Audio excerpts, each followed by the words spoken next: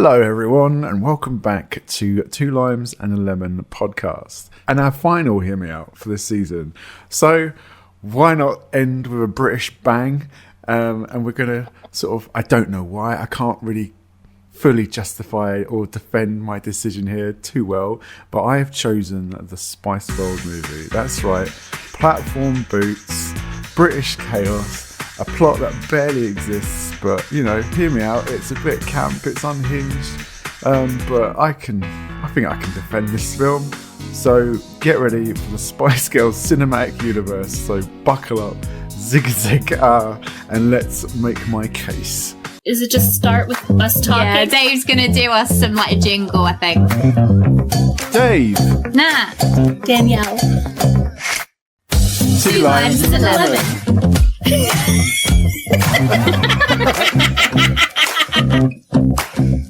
Okay, yeah, so hi guys. So I'm your host again, Dave, and I'm joined with Danielle and Natalie. Say hi, guys. Girl power. Girl power. So before we go into the Spice World universe, I just want to sort of do the thing that we do each week, which is, what are you consuming? So basically, what have you been up to?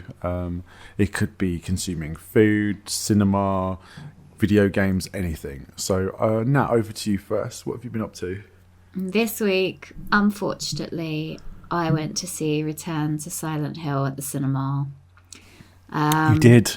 We did. Silent Hill 2 is a game that probably one Many of my people enjoy. Yeah, loads of people enjoy. It's one that is probably the most beloved by fans of Silent Hill. So you think, hey, let's keep to a story that we know is tried and tested and people love. But instead, they made a decision to go off on a bit of a tangent and change most of the, not only the plot, but kind of the morals, I suppose, of the actual piece. To make probably it was kind of like the only film I was kind of excited to watch this year. I know it's in January, so I've got time, but it was just bad from start to finish. Honestly, wasn't it? It was like, it really was. The story is so far from like the emotional like range that you get in the game that it was almost like I like in a lot of things I'm like, oh, if you looked at it apart from like the source material and just watched it as a movie on its own, usually you can find like some sort of grace with things like this. But I feel like people that have no idea what Silent Hill is all about and just watched it as a standalone movie would still be like, what bunch of shit. Like, how does it compare to the other Silent Hill movies? Does it fit into that more than the video games? No. I mean, the original Silent Hill movie is, I think, one of the best like game to movie like adaptations. Like, even though the story is different, obviously you've got a female main character instead of a male one, and it's been tweaked slightly different. Pyramid Head shouldn't have been there and whatnot, but you could accept it, and it was a good standalone story. Well, obviously Silent Hill, is it Revelation? I used to think that was the weakest in the Silent Hill movies. No, However, there's a new champion. And there's like, it's just like the production of it as well. There's a scene where, I can't even remember what point of the movie it is, but James has got a beard, but it's so like a stuck-on beard, party, like party shop beard that I'm just like, oh, like you must have had like such a big budget and like this is what you're putting out. And the wig, Maria's wig. Yeah. Eddie arrives. You never see him again in the movie. Like, he just is like, I can hear a crying baby, and he leaves. Like, there's no resolution. We could do a whole podcast on this, but we could. Alas, we don't have time. But yeah, Danielle, what have you been up to? I've been continuing my Oscar watching this week. Right now, I'm still like, I've got the momentum, and so I'm like ticking them off. Like, I set to it every day after I log off work. I'm gonna watch one tonight. And then maybe get in two. And I'm trying to get in the kind of harder to watch ones right now, so that whenever I hit the exhaustion later on, I'm not like, oh, I gotta sit through what seems like 3 hours of F1, which I did last night, which was not my movie. F1 is it's probably going to win for some sort of visual effects or sound or something, because it's just very much a technical film with this F1 racing. But the thing that boggled my mind watching it is how much money is in F1 racing. They have just like this massive crew, and they're all doing physics all the time to figure out how how to make these cars go faster. It was long. It felt longer than the Spice Girls movie. So obviously, the Spice World, the movie. Those who have not seen it, pause the podcast. Oh Jesus! You're never gonna find it. You're never gonna find it. Get your time machine out and go back in time to the 90s and try and find the Illumina screen VHS. That is the Spice World movie. Go on Reddit and find somebody that owns a DVD, and then make friends with them, and then go over their house and watch it. But if you have seen it, it's very easy to see. In. Yeah. To be fair, I don't know why it's so difficult. Like, the Spice Girls are still pretty well known. Like, I feel like they should have remastered this on DVD. Like, I think they had. I was looking like online before we started, and there's, I guess, some rights issues. And then I saw something about them wanting to do like a big splash release, which I guess they did a re-release in the theaters around 2017 or something. But maybe just because digital media was kind of dying away. Who knows? Maybe now that like digital media has become this other thing where people are getting back into collecting those kind of things, maybe something weird like this will crop up again. Yeah. So essentially, for those who have not seen the Spice World movie, I'll try and break down the plot as quickly as I can. Very little plot there is. So it stars the 5 Spice Girls in what I can kind of see as a bunch of music videos with a bit of a story in between. And it's kind of them following on their tour bus, seeing what the life of the Spice Girl is and what it's all about. And the kind of goal of it is for them to get ready for their big Albert Hall world performance to everybody. We follow the Spice Girls and their very like intense Richard E. Grant manager who's on the edge of exploding every time he talks. And they go around and you meet all these colourful characters. That's essentially the movie. I can't really say much than that. They've got a pregnant friend.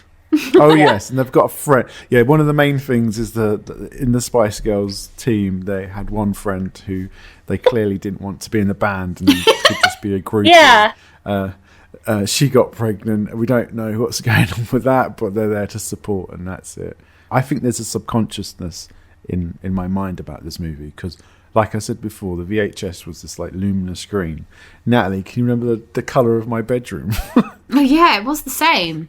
It did used to be luminous green. Yeah. Maybe it's still in there. It's just like hidden against the walls. So there must have been some subconsciousness about this movie that was then pushed into my bedroom to be this luminous green colour. But I don't know, why did I pick? I guess as a child I think it was just so silly and over the top, and I thought it was like, I guess, the world, was it Around the World in 28 no World in 80 days. That kind. Do you know what I think? Oh no, I know what it is. It's one of them films that we always quote, like, even though we haven't seen it for like 20 odd years, we still like quote things out of it. And it's like with the bus going over the bridge with like the little toy bus and stuff like that. Yeah, like we do always like talk about that. I think it understands it's ridiculous and leans into it. It's very self-aware to know it's like a parody of fame and the music industry. It's kind of like a time capsule for the 90s. 100%, yeah. In terms of like slang, the fashion, the celebrity cameos and things like that. I don't know, nowadays watching it back it is a bit bad, but it's still fun. If you can just embrace the silly, it's still right. Did you remember any of that, or was you kind of like, I can't remember? As you well know, Dave, when we rewatched it, I could quote it pretty much word for word. So we probably didn't need to find a copy of it. I probably could have just acted it out and sang all the songs and been like, this happens next. So what is it that stuck with you to know all that? Like, how many times did you watch it growing up? Like you, I had the luminous screen VHS. I don't know how many times I watched it. I mean, I don't remember watching it excessively. But I think because there isn't much plot in between the songs, what they do say is just really easy to remember. Like, it's not very complex. There's like aliens and random little, they're almost like little tiny like tableaus of like little scenes, I suppose. So it's like a sketch, isn't it? Yeah, basically. So I think that's why it's so memorable, because it's like between the little song pieces, you've got like these little scenes that are basically 100% comedy. So you just remember the jokes, basically.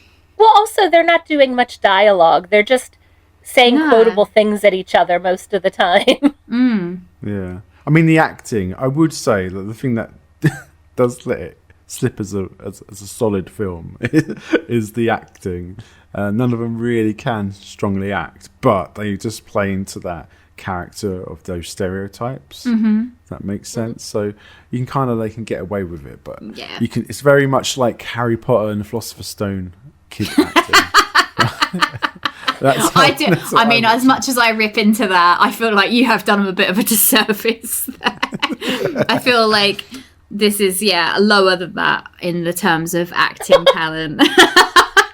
But they weren't doing any real scenes, or like, it didn't bother me too much because they were just trying to be silly. Like, it all felt like a bunch of little skits that you'd see on a late night television show or something like that, or Bad Saturday Night Live or whatever. But I remembered enjoying, going and seeing it at the theater, and I remember really liking the Spice Girls back then. It was a lot of fun.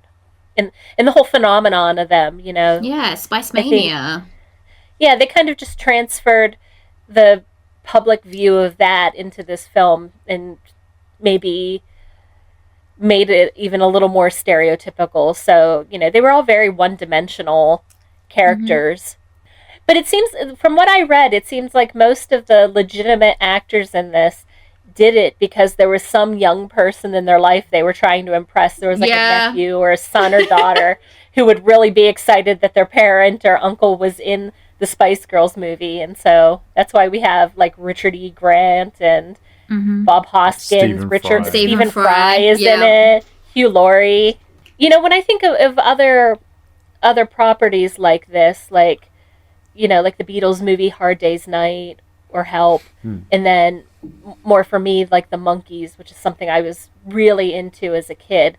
There's usually like the leader of the real life band in these skets that kind of gathers the troops around to do stuff. And I don't know, for me, I didn't see one of the Spice Girls kind of pop out as that. I mean, I know for me personally, I like Ginger the best, so I was sort of focused on whatever she was doing. I think Posh had the most memorable lines.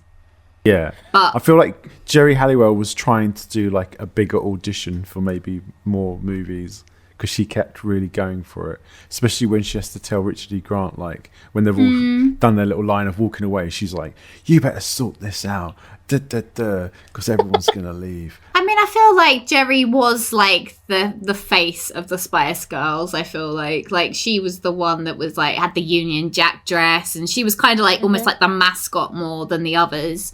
So I think obviously they gave her a little bit more of a lead role. I think who carried the movie for me was probably Victoria Beckham. She's like the underdog. I think she got given the line and she was like, I'm going to do this with it. And she had, I don't know, she was just like, in every bit, you just want to see her reaction. So you have all the Spice Girls doing their bit. And if something happened, you're like, for me, it was like, what's she going to do? What's her reaction? Like, in the dance, like when they go to the Mr. Step or whatever his name is, dance school, obviously she's in her little high heels trying to do the assault course or just skipping it. On the boat, she's the one that falls off. When they've got to drive the bus, she's the one that drives the bus. Like, I do feel like they give her all of like the comedic moments, but I wouldn't say that, because I guess like on her own it wouldn't carry the movie. No, I wish she was on her own film. I don't care enough. But like, because I guess like as characters, you just know them before watching the movie. You just know them as their different roles, right? Their different spices and stuff. Coriander, thyme. When you watch the movie, then you get to see them as characters rather than just the songs and things. Because I wouldn't know that she was funny or this one was this.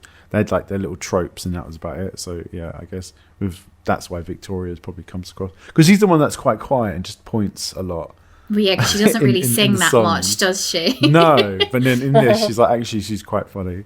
Like, I thought maybe they gave themselves those names, and no, it was like there was some article or special about them, and some journalist or something like gave them names based on their personalities. And Okay. ginger is not a personality trait. Like, I don't understand. It doesn't Yeah. follow through if I you're guess she's gingery. fiery. I don't know. Did Yeah. she have red hair at the time? There's a lot of, I think, you said to the point that this is very much a 90s nostalgia film, but I think I realized watching it now that it's very much a British 90s nostalgia film, because there are a lot of names in it. There's a lot of faces that I only know because I know some British things that I know at the time I would have not known who they were at all. Just like Jules Holland was in it. Yeah. And obviously me and Dave watch him like every New Year's on Jules Holland's Hootenanny thing, but I would not have known who he was when I was young. I have no As a idea kid, who I that was is. just there. Yeah, exactly. So there's so much British, like, iconic. But then also, I think you guys went. Legends. The kind of fun thing for me is George Wendt is in it. He was on the TV show Cheers. He was one of the two writers. That weird subplot where there's like Yeah.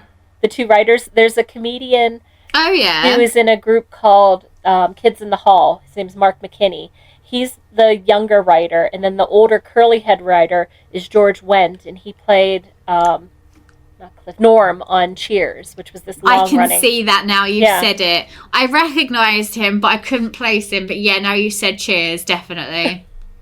But a bunch of those other people, not a clue. There is also a bit of a troubling scene with the whole, like, obviously Gary Glitter song leader of the gang, with, like, the men with their bums out Oh, in the kids' movie. Yeah, that's true, yeah. I feel like that was for the moms taking them to see it. Yeah. Apparently, this film was written, shot, and released in under a year. So it was like, And it was released 5 months before Jerry quit. yeah. So they literally were just like, girls, we've got a contract. You signed it about making a movie. We have to do it now. Otherwise, things are going to go. It's like, although they were such a big phenomenon, they weren't actually, like, on the top of their game for that long, really. Okay. Like, the Spice Girls as, like, a band weren't out for that long. no, there were those 2 albums. And I think this movie came out when they were getting ready to release this. Was it called Spice World, the second album? Yeah, it was, yeah. It was Wannabe and then Spice World. So I think what made this film great as well is the fact that, like, I read up that Kim Fuller, who was the writer, she kind of just wrote the framework without a strict plan and kind of said, like, improv. But, like, I want you to say certain lines, but don't act, just be. And then they're like, okay. That's why they're like, oh, Scary Spice, be scary, shout at people. Baby Spice, eat lollipops in every scene. Yeah, eat lollipops and complain about stuff. I said that to Dave. I was like, her teeth must be rotten. She's always got, like, a lollipop in her mouth. And apparently, like, Richard E. Grant, who plays the manager Clifford, just leaned hard into sort of improv and physical comedy and was like, this is how I'm going to do it. I'm just going to slowly get a meltdown and kind of dial it up every time. Do you know what? I love Clifford. I did too. Clifford is great. You know what? Yeah. I resonate with Clifford. I love the bit where it's just like, I'm going to go out, centre stage, and hang myself. Yeah, they just wanted him dead. And, like, he's bright green, Yeah, emerald green I love on his it. shirt. Yeah. Watching this, I would have thought one of the Spice Girls would have been my fashion moment of the week. But I think Richard E. Grant stole the show with this, like, monotone, emerald green, like, tie matches the shirt, matches the jacket. The jacket has this, like, Yeah. bright red lining to it. Chef's kiss. Yeah, he Yeah. looked swanky. Yeah. I think what it was, it's just the fact that probably they had such a busy schedule. That's why it feels like little scenes, because they kind of just probably were like, have you got a weekend or a few days here? Let's just film this bit. Right. Bring the NASA costume. Put it on Mel's B. Put her the NASA costume again. Right. Okay. Let's just do this bit. Are we in Spain at the moment? Okay. Let's just film this bit here. Yeah. Okay. Get the singers up, because it's all very shot like multi-cam kind of look. It's not, and it's like, oh, we'll just do the song. Let's do them singing, and we'll get some bits here. it's like there's so many bits going on. Like you've got like the Alan Cumming like Yeah. documentary team doing their thing. You've got like the guy that's like the newspaper guy that's hired Richard O'Brien to get like paparazzi shots of them doing something wrong. It's like behind you've got like The Roger friend. Moore like pretending to be like Charlie from Charlie's Angels to like Richard E. Grant's Bosley. He's like a combo with Charlie from Charlie's Angels and Blofeld from the Bond films. 'Cause he's always stroking some little animal, and then they gave him a bunch of... like the pig. Yes. They gave him a bunch of, like, Bond puns. He makes a thing about stirring things up, not shaken, or something like that. Yeah.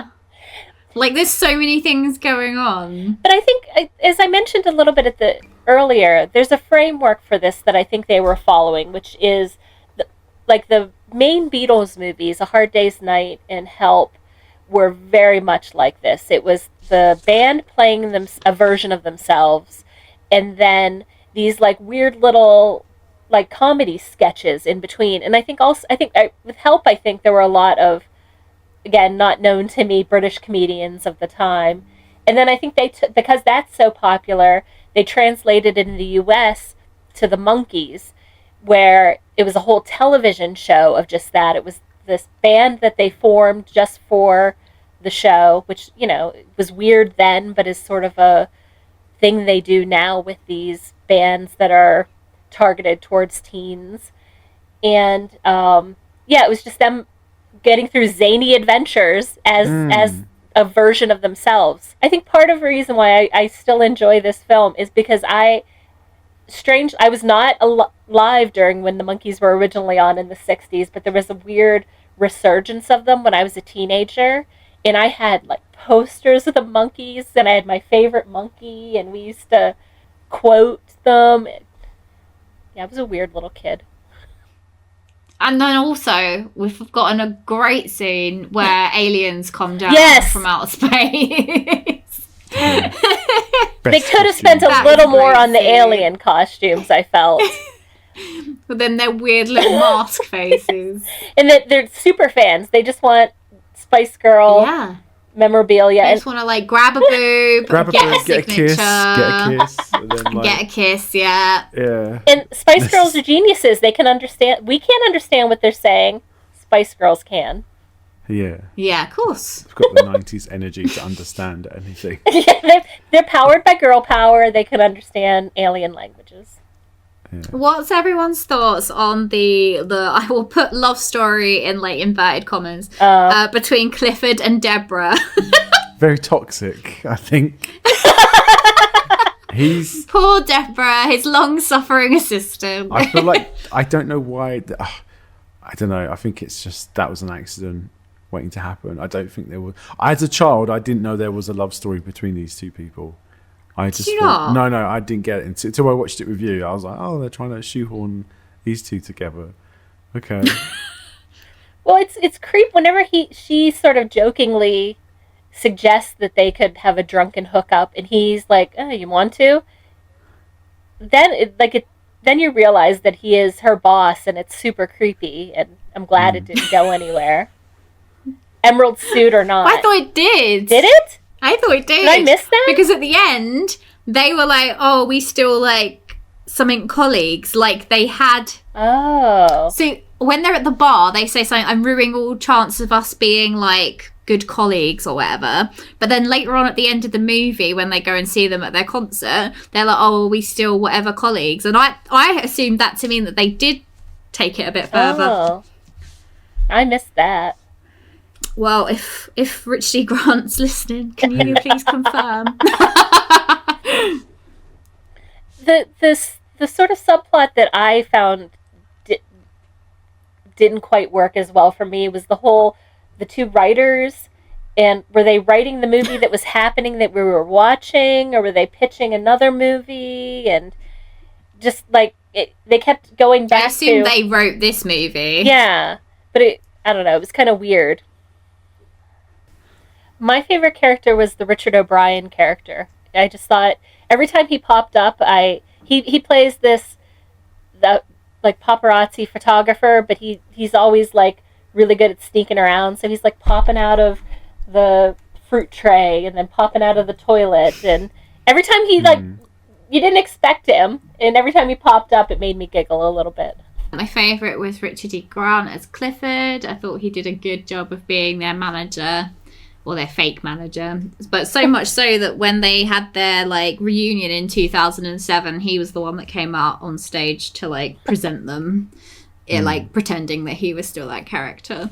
But yeah, I thought he was funny because at the end of the day, it's so cheesy and like tongue-in-cheek that his character was like the doom and gloom, I suppose, to counteract all this like sugary sweet niceness. My worst character was Mr. Step at the dance school, just because he's like loud and obnoxious, and I just hate people like that. Yeah, it's like that character was originally meant to be played by John Cleese, and you can tell that it's been written for John Cleese. So it's like him almost doing like an imitation of that, I feel like. So I just failing, it's not for me. It's not for me. I liked Dame, was it it was Barry Humphries, Edna Everage. Mr. Mackland or something like that, with his giant Kevin McMaxford. Oh, Kevin McMaxford. With his Spice Girls.